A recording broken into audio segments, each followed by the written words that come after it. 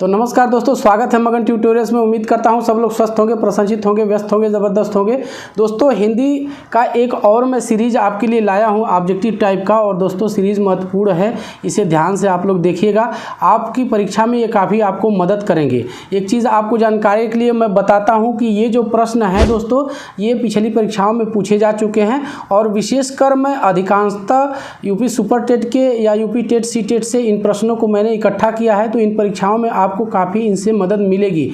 बाकी यूपी राजस्व लेखपाल और जो प्रवक्ता भर्ती परीक्षा है, या फिर बैंक, रेलवे, इस तरह की परीक्षाओं में यूपी एसआई हो गया, यूपी पुलिस, तो इस तरह की परीक्षाएं भी दोस्तों जो होती हैं उनमें भी इस तरह के प्रश्न पूछे जाते हैं। तो प्रश्न दोस्तों महत्वपूर्ण है, बने रहिएगा। जल्दी जल्दी शुरू करेंगे और एक एक प्रश्न यहाँ पे हम लोग देखते हैं। तो मैं आपके सामने लाता हूँ पहला और दूसरा प्रश्न दोस्तों हमारे सामने है।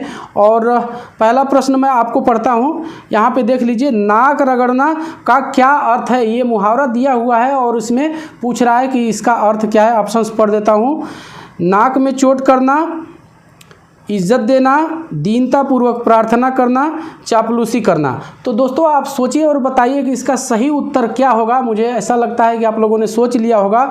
सही उत्तर बता देता हूं दोस्तों। नाक रगड़ना का सही उत्तर होगा दीनतापूर्वक प्रार्थना करना। इसका ये अर्थ होगा जो बहुत दीनता पूर्वक प्रार्थना करता है किसी से, तो उसी के लिए एक बनाया गया मुहावरा नाक रगड़ना। दूसरा प्रश्न देखते हैं यहाँ पे। उन्मूलन का विलोम क्या है? उन्मूलन का विलोम पूछ रहा है यहाँ पे। तो देख लीजिए, मैं आपको ऑप्शंस पढ़ देता हूँ एक एक करके।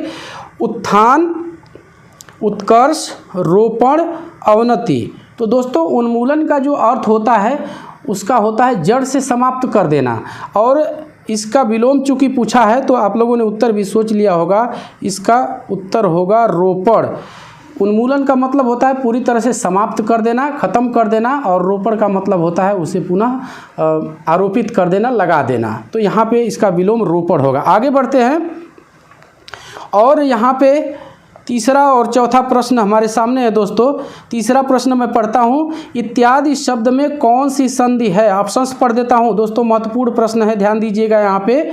यण संधि, वृद्धि संधि, गुण संधि और दीर्घ संधि। तो आप सोचिए और इसमें क्या होगा दोस्तों? इत्यादि। ये दोस्तों इसका सही उत्तर मैं आपको बता देता हूँ। ये यण संधि है यहाँ पे। अब यण संधि, जब संधि हम लोग पढ़ेंगे तो उसमें ये आता है एक नियम कि छोटी ई, बड़ी ई, छोटा ऊ, बड़ा ऊ, या फिर री के बाद कोई भिन्न स्वर आता है तो ई का य, ऊ का व और री का र हो जाता है। यहाँ इत्यादि में ई का य हो गया है, जैसा कि यहाँ पे आप देख लीजिए, यहाँ पे ये य हो गया है, तो ये यण संधि हो गया। बाकी आपको यदि यण संधि या पूरी संधि विस्तृत रूप में पढ़नी है दोस्तों, तो आई बटन में आपको लिंक मिल जाएगी, वहाँ पे आप जाके देख लीजिएगा। काफ़ी आपको अच्छी जानकारी वहाँ से मिल जाएगी जो आपके काम आएगी। चलिए आगे बढ़ते हैं। चौथा प्रश्न यहाँ पे पेज चेंज है, तो चौथा प्रश्न मैं आपको लगाता हूँ यहाँ पे। हाँ, ये चौथा प्रश्न है दोस्तों। इंद्रियों को जीतने वाले के लिए एक शब्द है। यहाँ पे थोड़ा सा मिसप्रिंट है, यहाँ जिताने वाला हो गया है, यहाँ पे सही होगा जीतने वाले। तो आप समझ लीजिएगा। ऑप्शंस पढ़ देता हूँ।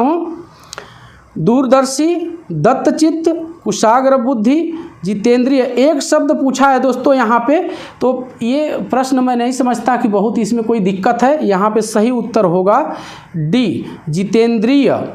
आगे बढ़ते हैं और पांचवा और छठवां प्रश्न हमारे सामने है दोस्तों। पांचवा में पढ़ता हूँ। पवन का संधि विच्छेद है। ऑप्शंस पढ़ देता हूँ यहाँ पे। प धन अवन, प धन वन, पो धन अन, पौ धन अन। तो दोस्तों ये आप देखिए और सोचिए, बताइए इसमें कौन सा ऑप्शन सही होगा। ये दोस्तों होगा ये पो धन अन। ये एक अयादि संधि है। जैसा कि हम लोग जानते हैं कि ए, ऐ, ओ, औ के बाद कोई भिन्न स्वर आता है तो ए का ऐ का आय, ओ का औ और औ का आव हो जाता है, अय आय अव आव। तो यहाँ पे देखिए पवन, तो यहाँ अव हुआ है, यहाँ पो धन अन, ओ के बाद भिन्न स्वर आया है, इसलिए यहाँ ओ का अव हो गया है। तो आप समझ गए होंगे, मैं नहीं समझता कि इसमें कोई दिक्कत है। और मैंने आपको पहले ही कहा है कि यदि संधि को आपको विस्तृत रूप में पढ़ना है तो आपको इसका लिंक मिल जाएगा वीडियो के डिस्क्रिप्शन में भी। पूरी प्लेलिस्ट की जो लिंक होता है दोस्तों वो रहती है, और यहाँ मैंने कहा कि आपको आई बटन पे भी मिल जाएगी। चलिए आगे बढ़ते हैं, जल्दी जल्दी देखते हैं प्रश्नों को। छठवां प्रश्न है, कपटी मित्र के लिए सही मुहावरा है। तो यहाँ पे ऑप्शंस मैं पढ़ देता हूँ दोस्तों।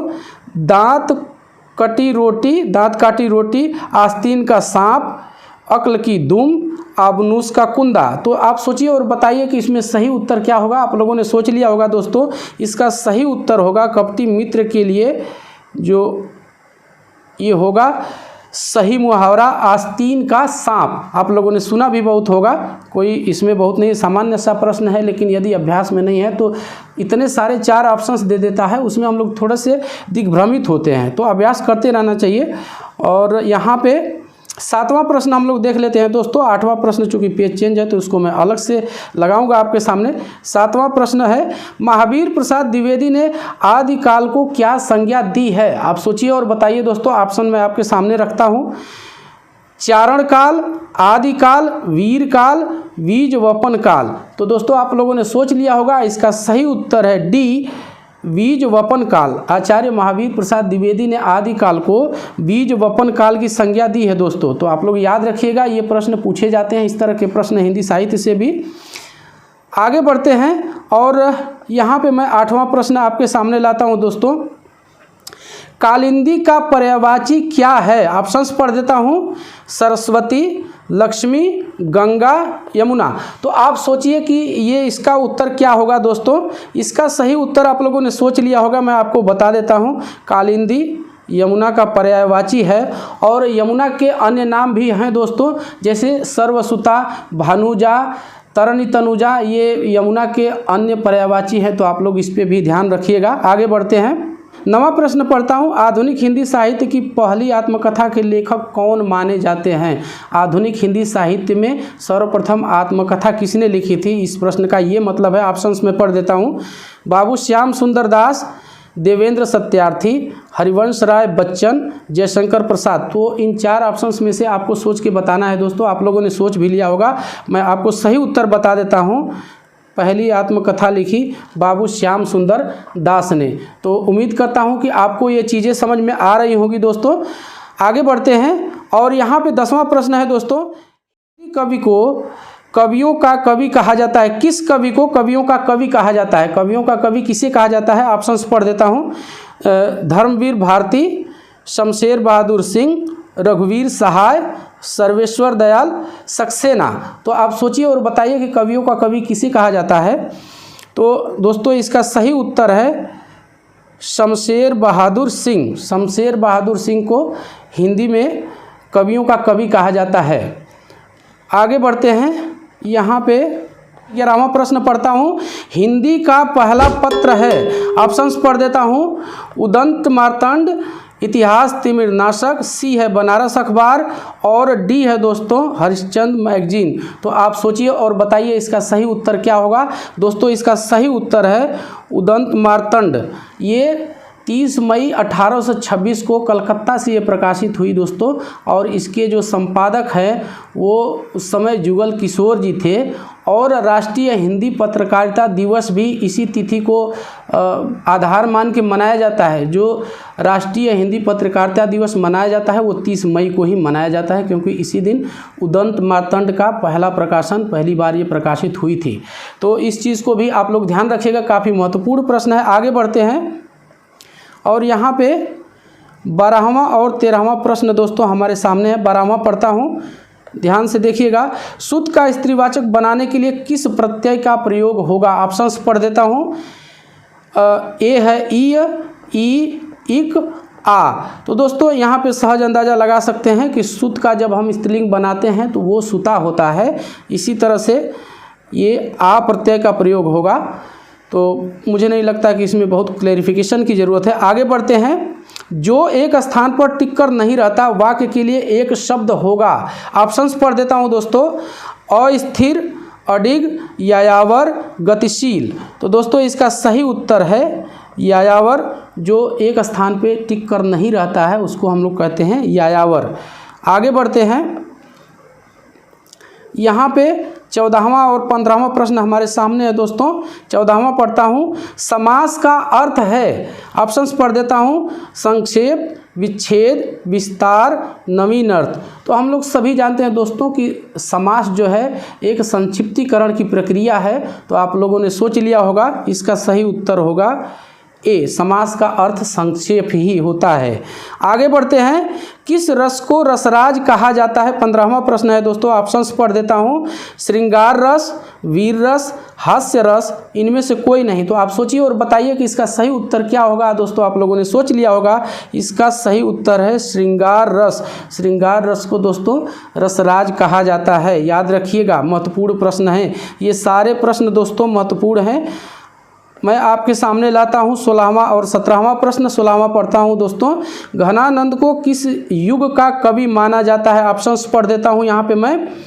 आदिकाल, भक्तिकाल, रीतिकाल या फिर भारतेंदुकाल। तो दोस्तों इसका सही उत्तर आप लोगों ने सोच लिया होगा, इसका सही उत्तर है सी, रीतिकाल।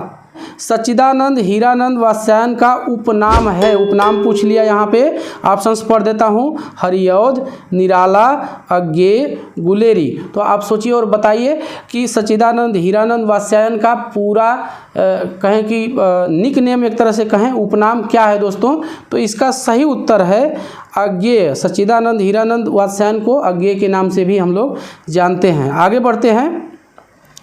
यहाँ पे 18वां और 19वां प्रश्न हमारे सामने है दोस्तों। 18वां पढ़ता हूँ। बिहारी के प्रसिद्ध हैं। तो ऑप्शंस पढ़ देता हूँ यहाँ पे। कविता, सवैया, पद और दोहा।